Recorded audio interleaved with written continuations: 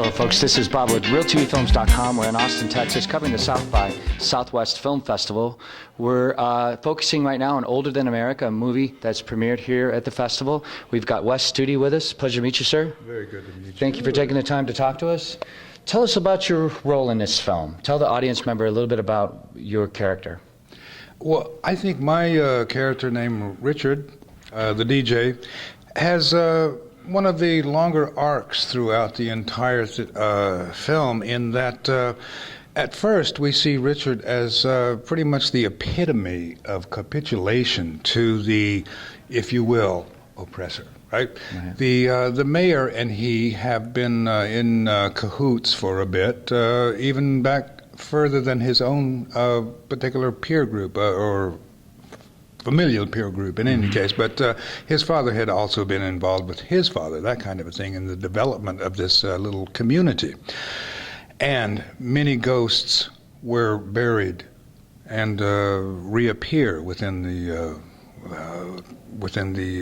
film. Right. And the thing about Richard is that he, like I say, when we first see him, he's a fellow who is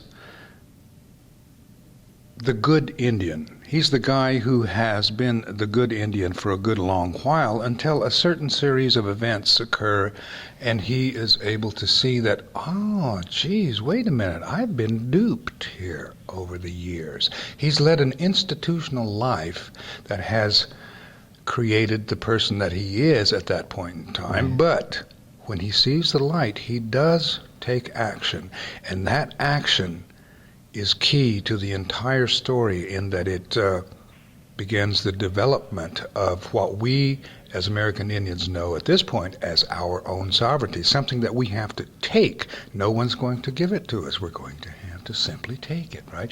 And that's the beginning of it all, is one man makes a decision to do something, and then the whole tide begins to turn. For the better, we hope. Right.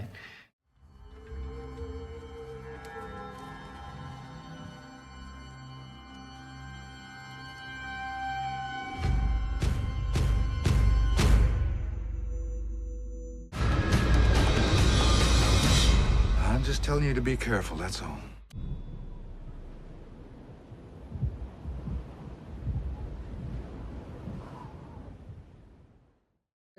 I've seen a lot of Indian people throughout my life. I've lived with them. I am one of them, and I have seen the effects of boarding school life, institutional life. I mean, I'm a product of it myself. I boarding school, the military. I mean, that's like at least 8 years of that kind of life that a person can experience, and then after that, you know so many other Indians who have been through the entire process as well, and you see what kind of personalities have developed from it. Right. You know, and so it's an everyday thing, really, for people of my age and peer group. You know, it's not difficult, in that it's more or less an everyday thing for us. Now, did you experience or did you know of experiences when you were raised, when you were growing up in boarding schools, of the experience that happened in this film? Yes, actually I did.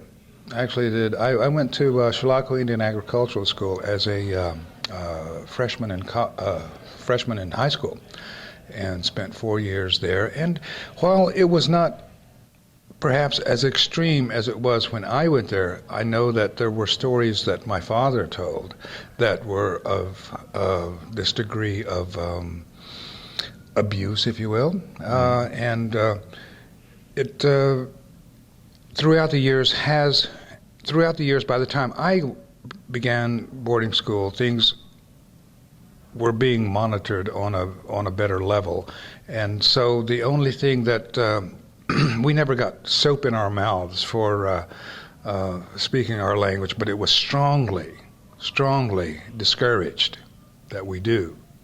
But like I say, that was at that point in time.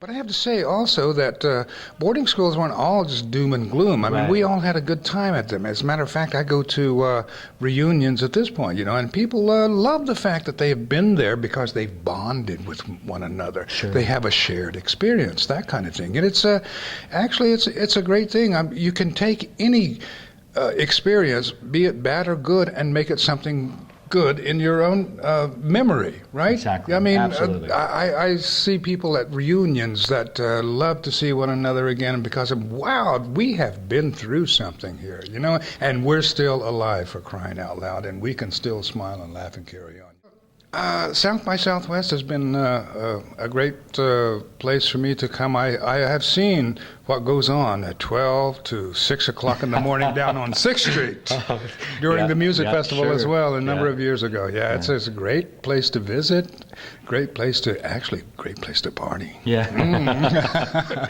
Well, thank you for taking the time to talk to us. It sounds like a very emotional ride. This story does, and I think it's terrific you folks have brought it together and created a film. Well, I from think it. it's terrific that you recognize that that's the fact. Thank you so much, Bob. Thank you.